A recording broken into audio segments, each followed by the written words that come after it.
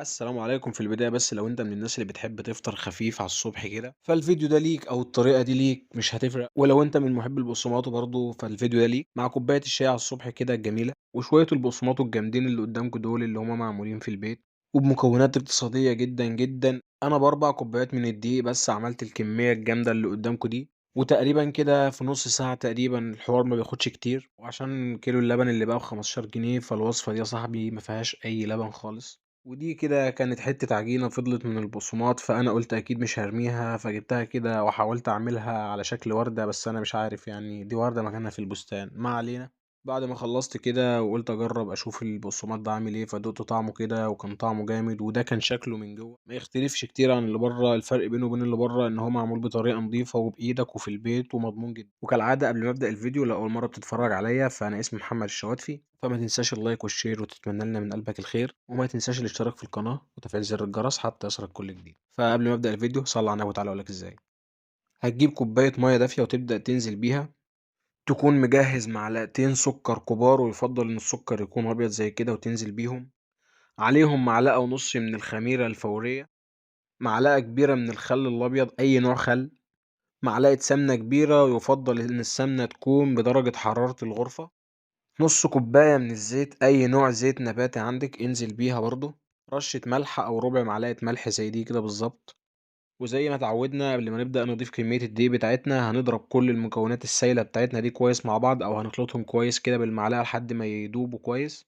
هتجيب 4 كوبايات من الدقيق عليهم معلقة من السمسم وتخلطهم في بعض كويس، تقلب اللي فوق تحت واللي تحت فوق. بعد ما قلبت السمسم كويس في الدقيق هتبدأ تنزل بكمية الدقيق كلها على الخليط بتاعنا وتقلبهم تقليبة كويسة. وأول ما تلاقي إن خلاص المعلقة ما عادتش بتقلب معاك أو ما عادتش ماشية معاك كويس في الدقيق، فهتبدأ كده تشمر إيدك وتنزل فيها عجن من فوق تحت. ومع كل مرة بنعجن فيها مش عايزك تنسى بس القاعدة الأساسية بتاعتنا، وهي إن مفيش عجينة ناجحة بدون ما تديها حقها في العجن. أنا عجنتها بالظبط 12 دقيقة، أنت لو تقدر تعجنها أكتر من كده مفيش مشكلة اعجن. المهم إنك أول ما تبدأ تحس إن العجينة بقت ناعمة تحت إيدك كده، هتبدأ تمسكها بإيدك الاتنين كده يا صديقي، وتبدأ تتنيها لتحت كده زي ما علمتك بالطريقة دي بالظبط كده. وزي ما انت شايف بالظبط العجينة في ايدي عاملة ازاي، مش محتاج ان انا اقولك، يعني انت هتحس بالنتيجة دي لما تعجنها كتير. على طول اول ما تخلصها هتبدأ تنزلها على الارض كده وتبططها بكفوف ايدك كده زي ما انت شايف بالظبط. ولو عندك القطاعة اللي هي بتاعت العجين دي تمام، هتبدأ تقطع بيها كده بالطريقة دي الاربع تربع. ولو ما عندكش فهتبدأ تجيب اي سكينة حامية عندك وتقطعها برضو الاربع تربع كده كده، احنا هنقطعها مش هنقف. قطعني حتة حتة ورميني لأي قطة. أنا كنت بحب ستة، دلوقتي بحبك أنت.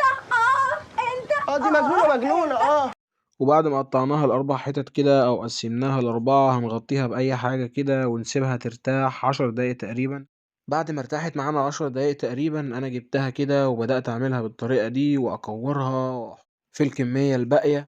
والعجينة كانت بتيجي معايا سهلة جدا مع إنها ما خمرتش كتير ولا حاجة، بس ده بسبب العجن الكتير فيها وإن أنا اديتها حقها.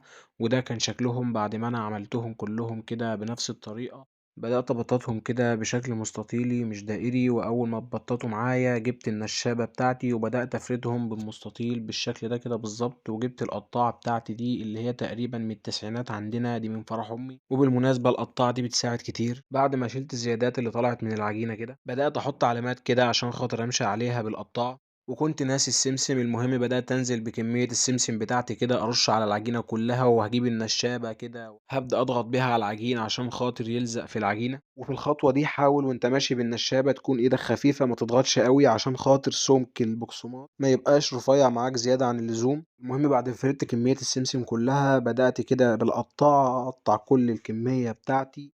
وفي الآخر كده لو لقيت أي بقسماطية رايحة يمين رايحة شمال تخينة كده سويها بإيدك. بعد ما خلصت تقطيع هتجيب أي صينية عندك تدخل الفرن وتكون دهنها بالزيت كويس، وتبدأ ترص فيها الكمية كلها اللي انت قطعتها.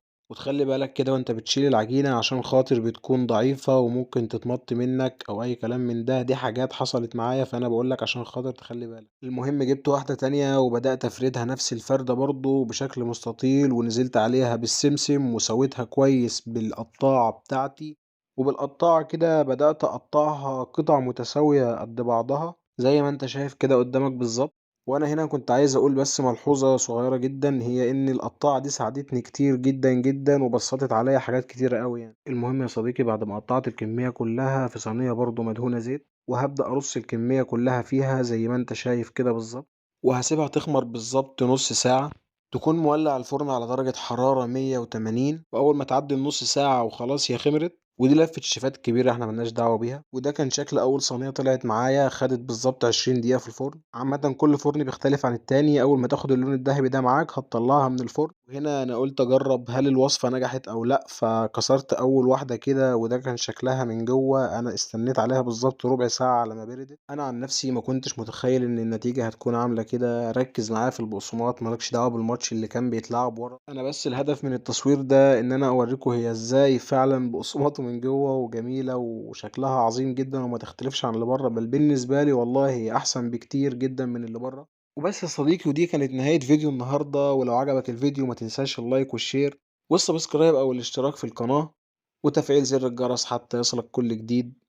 وكالعادة لو أنت وصلت معايا لحد هنا فكنت عايز أقول لك خد قلبي يا عم. سلام.